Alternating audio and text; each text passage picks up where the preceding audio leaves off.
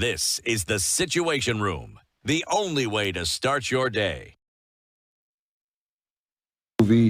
Or you're playing a video game and there's a lag, then listen up. We've got two solid options from Safaricom, depending on your vibe and where you live. Now, I'm going to give you the first one, and this is the Safaricom 5G. This is the power move. Imagine this. You are in the city going about your business, you're in your office, or you're just chilling in your apartment, and boom, you're surfing, streaming, gaming, all at crazy fast speeds. That's what we all love. Up to 50 Mbps. Now, portability, yes, this is the kind of router you carry around and stay online anywhere, at home, the office, even inside your car.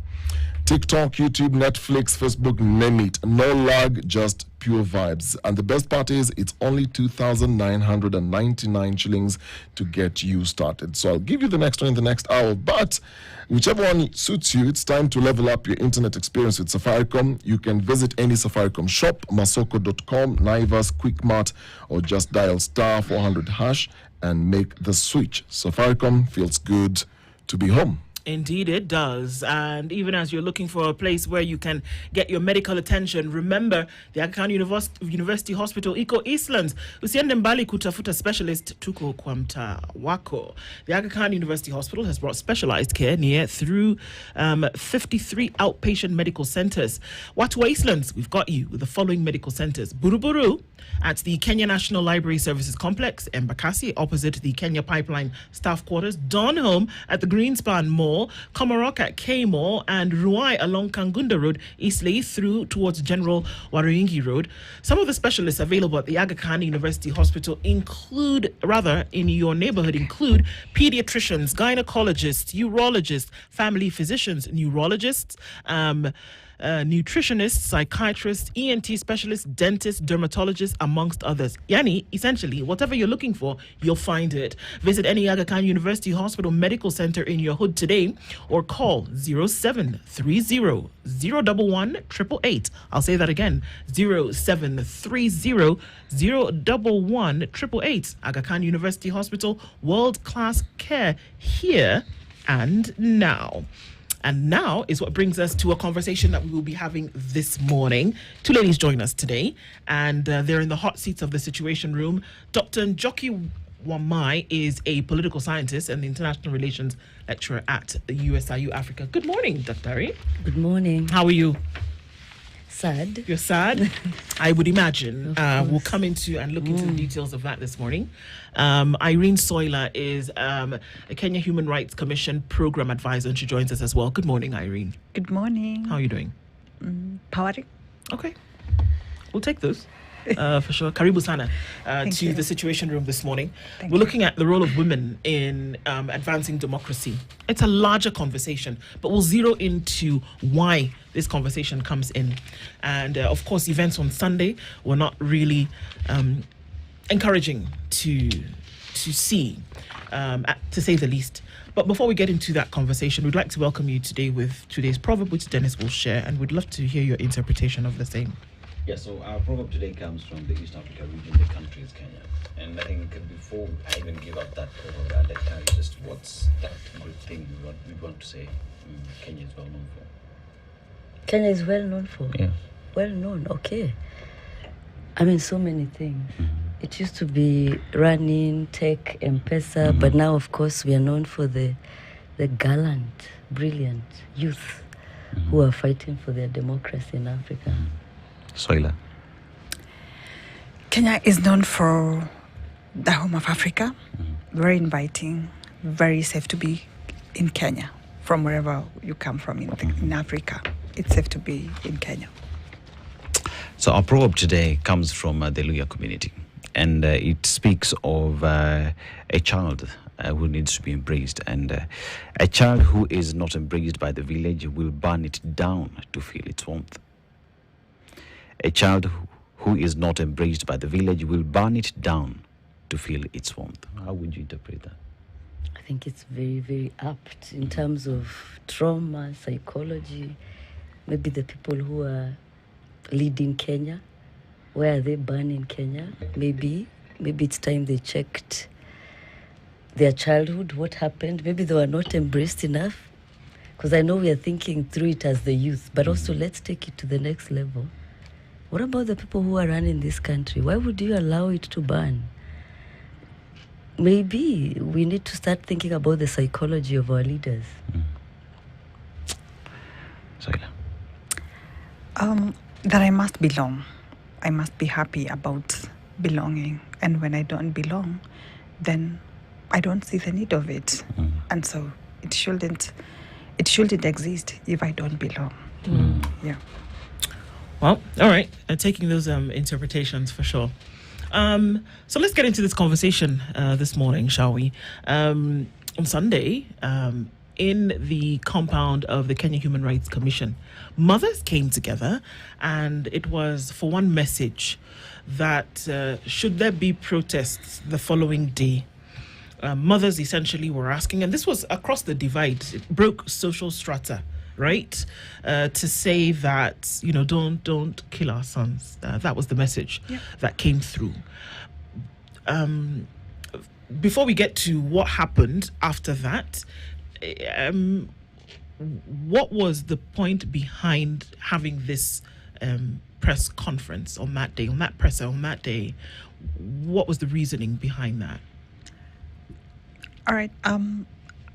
The first thing that came, it was just a conversation amongst women that we are not really loud when it comes to the current state of the nation. We're not be felt, and historically women have been part of the struggles of our democracy, not just now, but even before independence. We have had a history of women being involved in attaining independence, to even now where we are saying we can enjoy the democratic space that we purport to be in. And so women have been part of this struggle. But then the intensity of where we are right now, it felt like women, we are not so out there. And yet the people who are dying, the people who are now facing, the police brutality, are not just even the men, but also the young women who have, taken the bolder step to be out there to ask for a more safe country, a more properly defined government that we need, and how they envision it. And so it is the out not being there as women that we saw the need to probably just keep this voice aloud, so that the women can continue the struggle, and that they should not, get shy away, considering that the current struggle is also being experienced differently. We can now see women being raped in the process of, being in the struggle. And so it was a moment to encourage women that it is not a problem. It is not wrong to be on the streets. However, we must also be protected, because it is a constitutional right. And the only thing we are doing is to ask to be heard. And so it is from that history that we were coming. And so women said, can we then just have a discussion in which then our anger is not just felt on the street, but also just addressing the media to let the government know that we are getting targeted now as women, and therefore we should get protection during this time, and even as we engage in the struggle. And so women just decided, let's have a press conference, and then the press conference, from a historical point of view, we can have it at All Saints Cathedral, because All Saints Cathedral was not just decided. It is from a historical place that during the time our women were in the struggle at the Uhuru Park, the only place they found safe was the All Saints Cathedral. And so All Saints Cathedral was coming from a place of safety. So if we did this from All Saints, then we, the women, will not only be heard, but also will be in a very space to speak, not only to ourselves, but also to the larger public. And the church needs to embrace this conversation from a women's lens. Okay. Yeah. So where did this meeting take place on Sunday? And so when the church did not give us a chance to have it at All Saints, because it came a bit late, that they cancelled the presser to happen at the All Saints, we had then to take where is our next space that can be available for us. And so the Kenya Human Rights Commission, because we are part of the Women Caucus, provided the space. And thank you for the Kenya Human Rights Commission. Provide the space because then it is a private facility. The women can come and address the media. Okay. So it was at the Kenya Human Rights Commission that all the drama happened. Okay. Yep. So the presser happened. Women came together. One of the messages that came from that was, please don't kill our sons. Yeah. Essentially, do not kill our children. Yes. And there were women from different divides. We're just going to play a video then of what happened. But just before we do that, this happened after the presser was over or during the presser? Before. This happened before the presser. Yes. This is very interesting. Let's look at this video and then we'll come back and talk a little bit.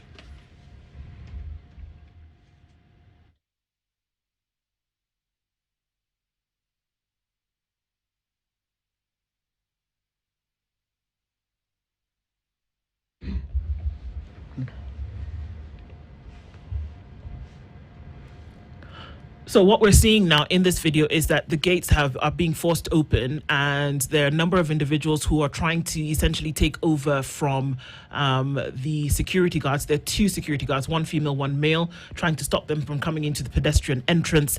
And then, of course, there are folks who are trying to break down the main gate, which we can then see, for those of you who can see on that screen, that they've now overpowered the security, broken open the gate, and then made their way into the compound and then left the gates open. So we're seeing that is Gitanga Road, I believe? No, Amboseli. All right. So that's Amboseli Road. And so they're now in the compound. They've disrupted where a number of women had been sitting, and they have now tried to essentially run for safety and into the tents. I'm not quite sure what they were looking for at this point, but they then did go into some of the facilities there, looking to take stuff away, essentially dispersed the meeting, picked up some, It's an extension. it's an extension cable that one gentleman has picked up there.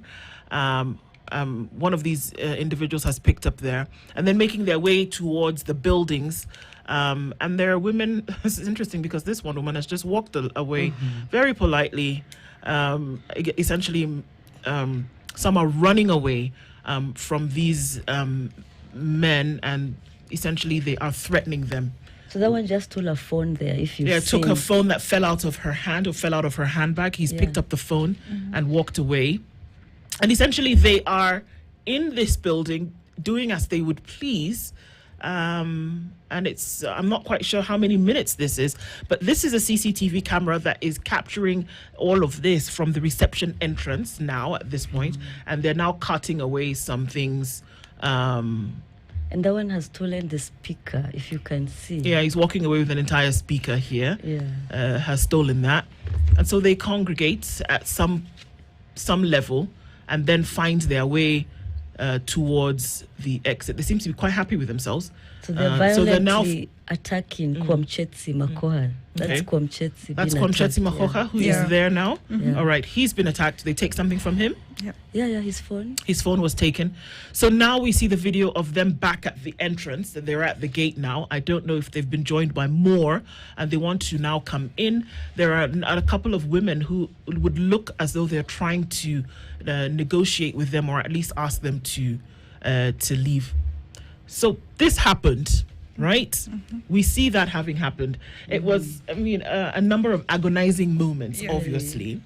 So this was before the presser took place. Yeah. At that point, both of you were there, right?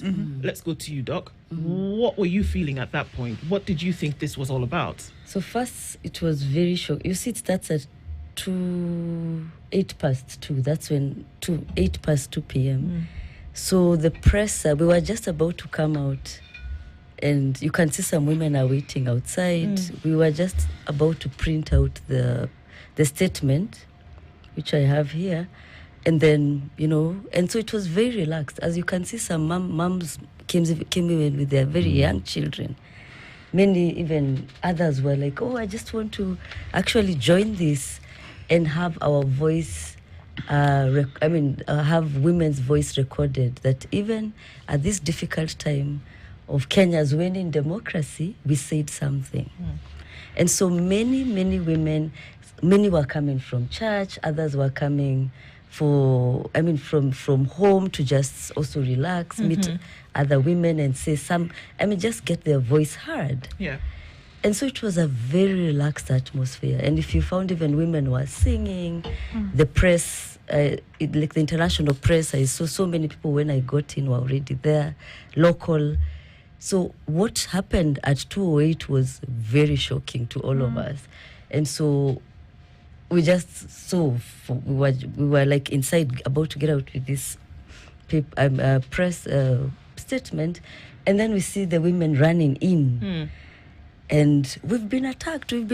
So of course all we do is open the door. Please get in. We need to be safe. Get in. Get into the building. Let's first, get a safe shelter. And then the goons come right outside us, outside the building, and they're taking phones, as you can see. They're taking everything. And so at that moment, it's when it hit me what's going on and how shocked I was. My default was, we are going to take photos or we are going to take videos of all these people. Women were screaming, children were crying. And before we know it, they're attacking Kwamchetsi Makoha, who is part of the board of KHRC, who was there also to give solidarity. And they started attacking people. Some people were quite brave enough. Some of them, a few men who had joined their partners, others just activists or who were friends of KHRC, went now to try and negotiate. And some women actually, because it was women from all walks of life, women from all ages were there. Because as you saw, there was nothing to hide. It was a press, the invite was everywhere, even in the media. So anybody came in. And so some actually identified some of these young men. And they even said, I know this one. I'm going to actually negotiate and tell them, what are you doing to us? And then that's when finally, I think these young men said, okay, we give you 10 minutes, get out of the building, but there's no press. We're not going to allow you to go on with this press briefing. Just get out. We've been sent. You won't do this. Get out. And of They course, told you they've been sent? Yeah. You Okay. can't do this. You have to get out. And so we all ran out, especially so scared with the children and everybody, and we got out. So Irene, as the goons walked in and they broke the doors, and what exactly did they say? Why weren't they allowing you to have the press conference? If they communicated the reasons why they were stopping the press conference from taking place. Yeah, and I think when they came in, I was the host. And so being the host, there are many logistics that you have to put together so that this then can become a very well and successful event. And so I was in at the time when these goons were coming. If you saw that goon who told the speaker, and just placed the speaker at just near the tent so that I can connect. And so I was even lucky that I had not even left my phone, because I was to connect with my phone so that I can start music. And then now we, to just bring women together. Women, there's a way women, convene and, get happy, because it was on a Sunday anyway. And so when they came in, I was inside trying now to get to see how best I can fix my YouTube with a speaker. And so before I left out is when now I found women running in, and I got confused what exactly is happening. But then I heard loud noises. So actually some other people were just trying to break into the main gate. Now you have seen that video. And before you can recollect everything, you realize that you are actually under attack, and then you start thinking of what is our next action, You have so many women, you have as old as a 90-year-old mother there, grandmother actually, and you're wondering, where do I put these people, And so with all that struggle, you are left at a place where you want to know who is this. And so when we sort of tried to interact, we realized the conversations were like, hamutafanya maandamano hapa, you know, and we wondered maandamano inatoka wapi hapa. So I think the brief they also had was not right, that it were, even if it was a press conference, it was not a maandamano, you know, thing. It was just a press conference to, you know, give more prominence to the Sabasaba moment. Okay. And so it was really confusing, but most of the words that they were talking of is that hamutafanya maandamano hapa, sijui ni nani amewaita.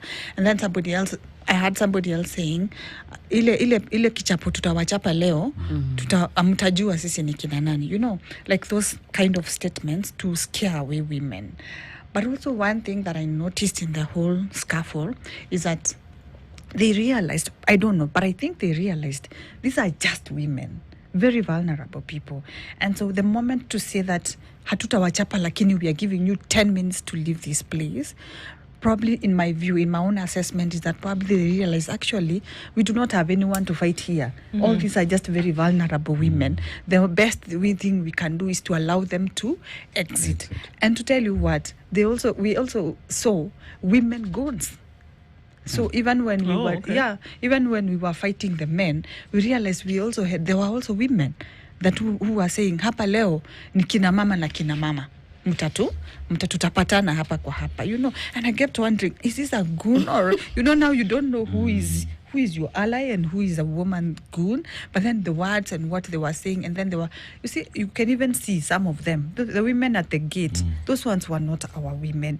They were the part of the goons. That's why they were throwing their hands, because now they are part of the men now who are coming, you know, strongly to push us out.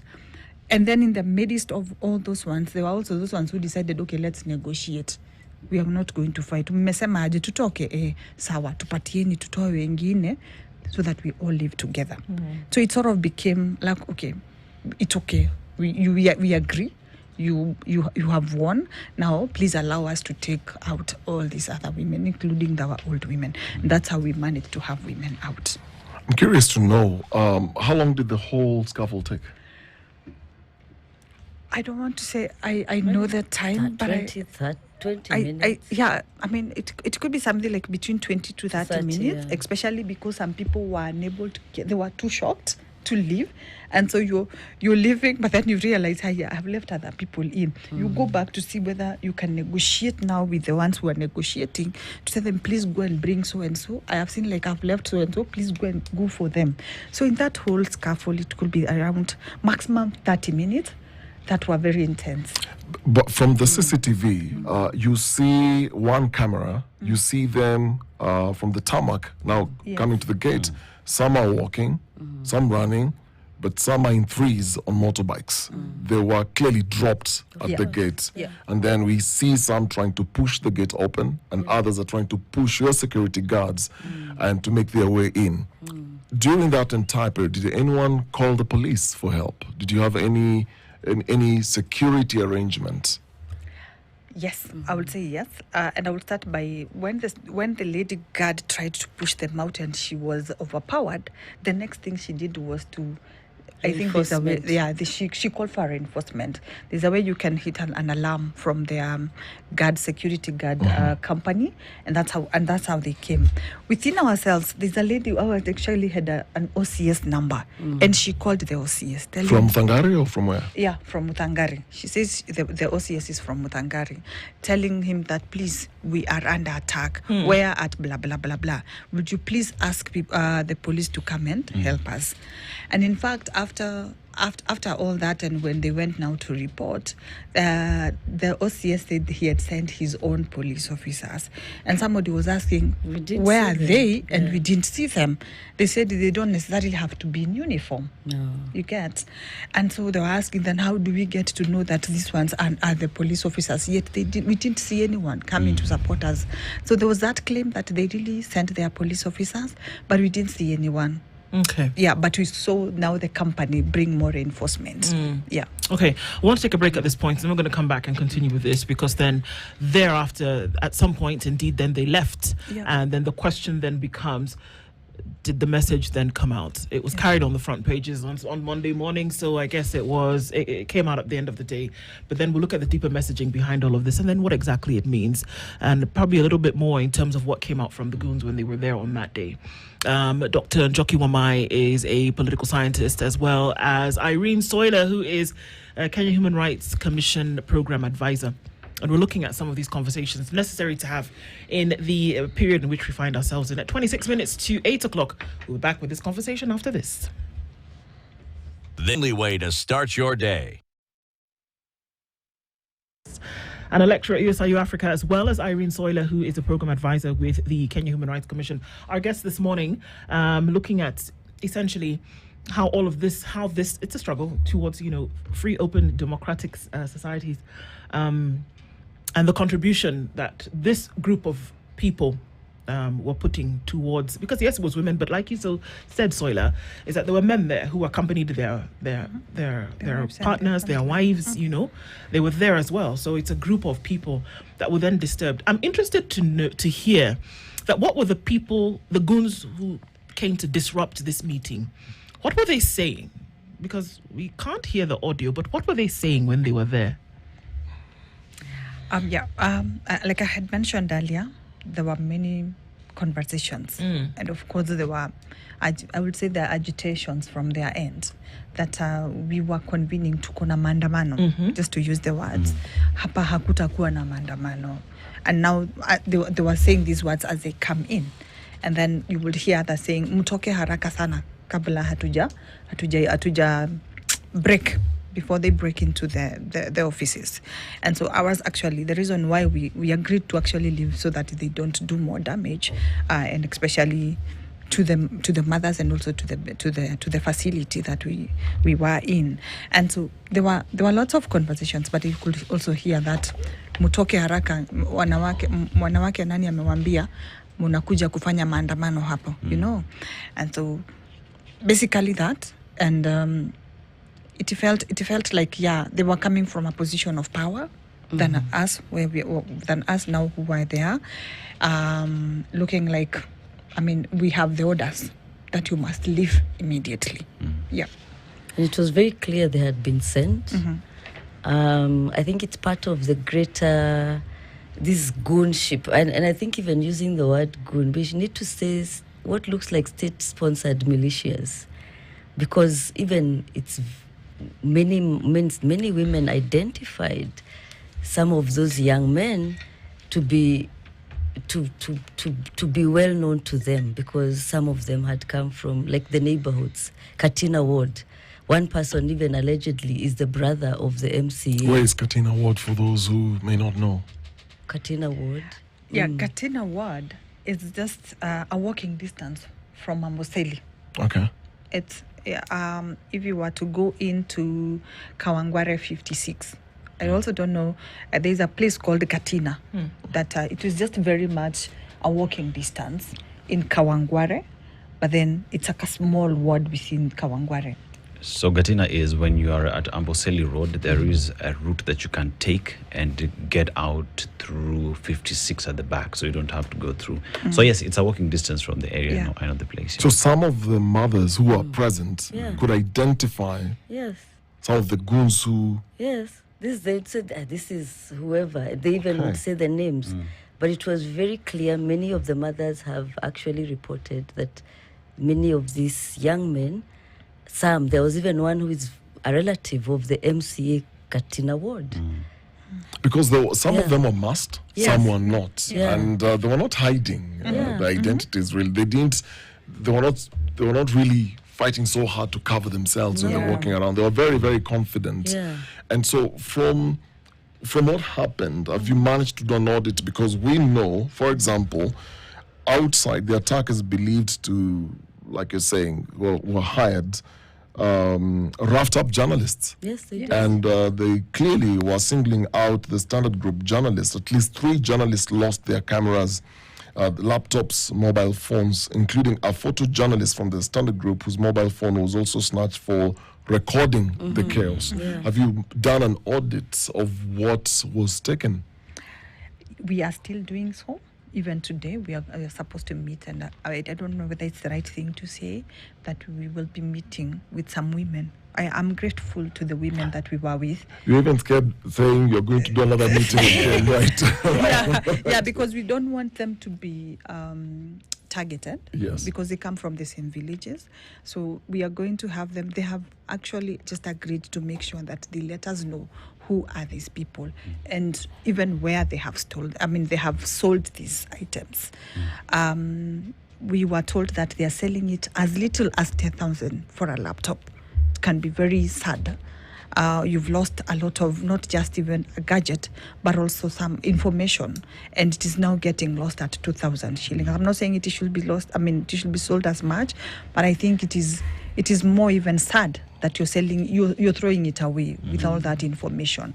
And so we are meeting, and they have actually even said they are going to report if the police officers are willing to take up this information, because they know their names. If they can take up that and prosecute, so that there will be no such a situation targeting especially women, then they're happy to do so. What has been, and it has been very much loud, is the reluctance of the police or the security to take up this matter. And if this they have really expressed, tumeenda mpaka kwa police station jana na wamekataa kuchukua. You see, like, we have the will. So the police are refusing to record statements? Yes. So you're given an OB, but you're not given to record your statement and say what exactly is your claim. So what is the OB number? I have some OB numbers here, Uh-huh. but I wouldn't share because of the security of those people. But I have OB numbers they have sent me to say that tumepatiwa OB number, but they have not taken our statement. And this is at Mthangari police station? Yes, Mthangari police And it was station. very clear that day, I think, meeting the OCS. All he did is you record, and we said, but we need to record. The whole statement needs to be recorded. You have an officer reporting crime who is ready to do the work. No, just go to DCI. So you can see there's the greater culture that we are actually seeing right now in Kenya. First, infiltration of what we call goons or what looks like state-sponsored militia into not just protests, but even peaceful, anybody who is demanding for accountability. Because if you read our statement, the first thing we do is reaffirm the Kenyan constitution, the right to protest, the right to political participation as Kenyans. And then after that, call out the state and the police for police brutality. We call out the police for failing in their duty to protect Kenyan mothers, Kenyan women, Kenyan children, because many of these people are. So there's a very clear failure on the state as the duty bearer to provide security for Kenyans, to provide safety for women, mothers. And so it's very clear, even when these women went to report to the OCS Mudhangari, he would say, yes, don't worry. He was very casual about it. I know these people. I know some of these. I'll do something. And we asked, no, but what happened? We should be writing very detailed statements. Isn't that, are we not getting that opportunity? And he said, DCI will do it. I'll send you to DCI. So also the backstops with the OCS Mudhangari. He needs to, because that's why part of the reason we are saying if we are going to reform this country also, police reform is very important. And even devolution of the police. Because if this OCS was accountable to the people down there, the people of Katina or the people of Lavington, I think he would be more accountable. But he knows right now it's almost like there's a whole let's be easy on these goons and by the state, because this Kenya Human Rights Commission case is a test case. If anybody wants to get rid of goons, this is the one case where we can actually see them clearly, like you've seen the CCTV. I'm curious to know if we just circle back to why this conversation is very important. Is don't kill our sons. Yep. Apart from talking about police brutality, it was the anticipation of Sabasaba, which was yesterday. To the planners, because we've seen time and time again, a lot of meetings are disrupted by goons and obviously they're sponsored, clearly sponsored, and a lot of times it's with the politicians. Now it has come to this level of mothers gathering to just speak and goons are sent. Do you think their messaging is effective because it's trying to silence your voices, or does it actually amplify it? Because to the planners, it may appear they're successful. They've disrupted the meeting, their job is done, they get their payment, then they go back home to wherever they're coming from. But in your view, when you're doing all this, does this silence you, or does this even amplify your voice even more? It does amplify the voices, and I'm happy, like I mentioned, the women are even available to report these people if an opportunity presents. So for me, it does not silence any woman further, in any way. Instead, it gives women more power. It tells women that you are needed in this space where there's a lot of silencing, there's a lot of dissent, but also the need for us, the voices of women must be very loud. In our view, our message was sent. As to whether it happened at the time we needed it or not, our message was sent. And our message was very clear. Do not kill our sons. Do not kill our daughters. We need them back home after the mandamanos. Protect our people during the mandamanos. It is a right enshrined in our constitution. So as to whether they didn't give us a chance to do it in the venue does not matter anymore. It is our message that went out there. Yes, so there is the do not kill our sons, the press statement that you had sent. But then again, let's just look forward to Mandamano, the statement that you had actually you had put out. You look at what happened during Mandamano yesterday, and what you were praying against is exactly what happened. Yeah. Just what message does this send in terms of, as much as you didn't have the press conference, the message was sent, but then again, what you're preaching against is what exactly happened. Is there any semblance of care? Of course, I think part of the bigger problem, as we are saying, we have a tone-deaf regime. Tone-deaf, a regime that, some of these things are so simple, but when a regime is the first priority is to protect themselves, or what you call survival. I think that's all they're thinking about. How do we make sure we survive up to 2027 and we get in, they are saying they're going everywhere saying, is it two-term or something? So when you're dealing with such people, survival is the main intent. And then we have others, the rest, many Kenyans, who are saying, no, you have broken the social contract with us. Because even in political science, it's about the social contract. We gave you the contract. Was it 2 years, 2022? And in that contract, we gave you, we delegated we delegated our power to you. Remember what is a democracy, or what even democracy means. Demos, people, people power. Yeah. From even if we go back to ancient Greece. So we the sovereignty, and that's why that Article 1 says the power belongs to the people. And so we give this regime power in 2022. But one of the things they don't understand, it's the only thing when Ruto got that sword, it was authority. And at that time, since, of course, the people who voted for him were more, depending on whatever, he got legitimacy. But that contract has been broken now, and he no longer has legitimacy. But I think the regime is conflating the two, authority and legitimacy. And those are two different issues. So they may still have the authority, but they no longer have legitimacy. And when we are dealing with an illegitimate and illiberal regime. And when we are dealing with an illegitimate and illiberal regime, the contract is broken. And so the only way I think they're trying to assert themselves and believe they can get back the legitimacy is through force and through all these shady ways. But we need to have a conversation.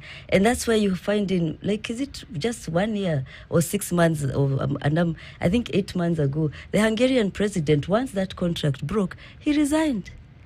Yeah, in Japan, when these prime ministers have done so many bad things, they actually commit suicide. It's even worse. Fall on their sword, literally. Exactly, they fall on their sword. So we have a regime that clearly is tone deaf and doesn't understand that legitimacy and authority are two different things. You are no longer legitimate. You either need to leave us alone or come and talk to us. Like that day, 25th of June, and yesterday, those were two moments that they lost. Because all they needed to do is, okay, we're even going to have a public holiday. I'm the one going to, the president would have been like, I am ready to to be held to account for what happened in, but they won't do this. There are many swirling conversations at the moment, and there's a lot of chatter on the ground that, the message from the mothers and the women on Sunday, and the message from any quarter at this point would be, we decry after the fact. We decry that our sons, brothers have been killed. But that the message should have been, don't go out into the streets, young men and women. Don't go out into the streets, mothers. Just don't go out into the street, because if you go out into the street, then you are inviting this violence upon yourselves. This is chatter. It is real. It's coming from many a quarter. What are your thoughts about that? Is it Article 37?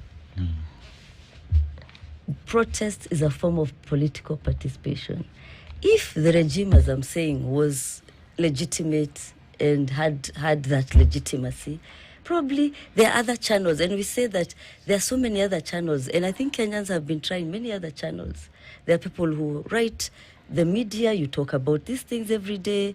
Mothers meet I'm sure there are even people who meet these leaders at a very personal level and tell them things are not working.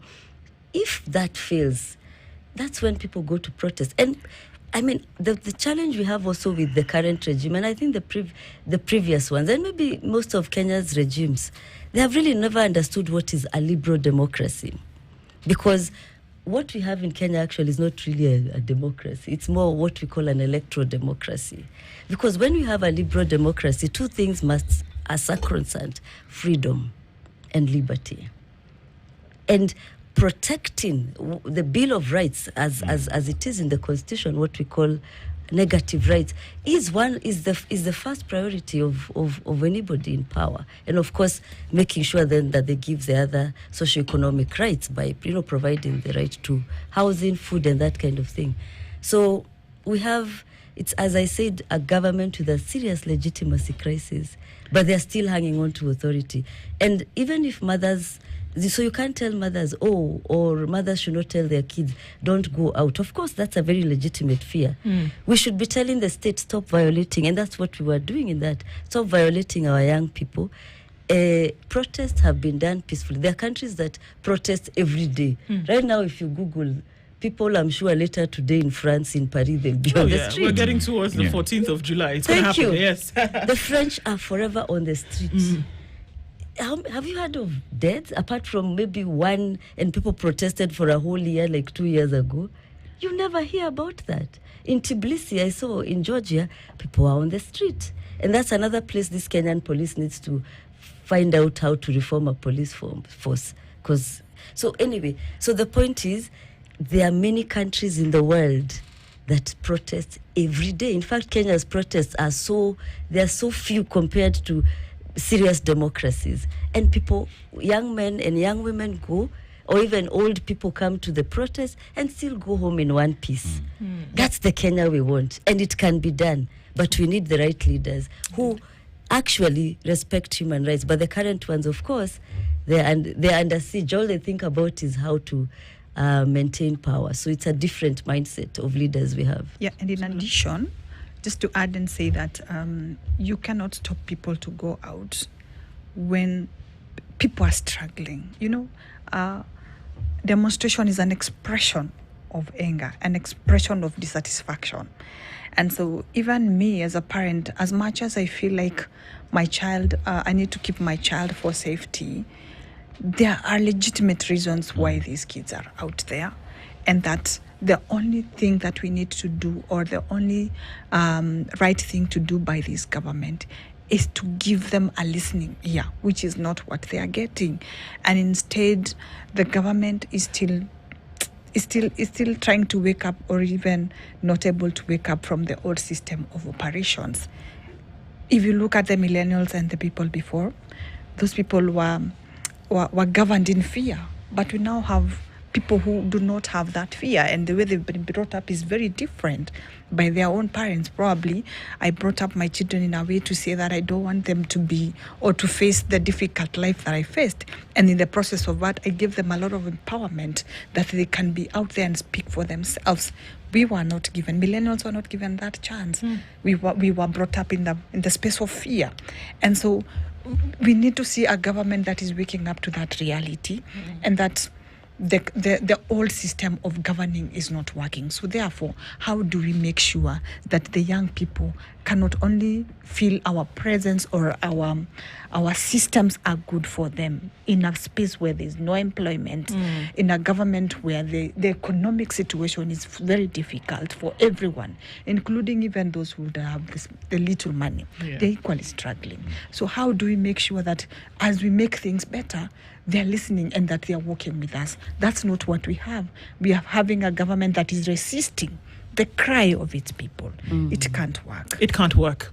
But these are the voices that need to remain loud, and they need to be amplified. Yeah. And if that's the fight towards democracy, then you got to keep the boots on the ground. Dr. Njoki Wamai is a political scientist and a lecturer at USIU Africa, as well as Irene Soiler, the Kenya Human Rights Commission program advisor, have been our guests this hour. We're both there Sunday and are still amplifying voices and saying we've got to keep going. Thank you both for being in the Situation Room this morning. Asante at 8 a.m. Good morning. This is the Situation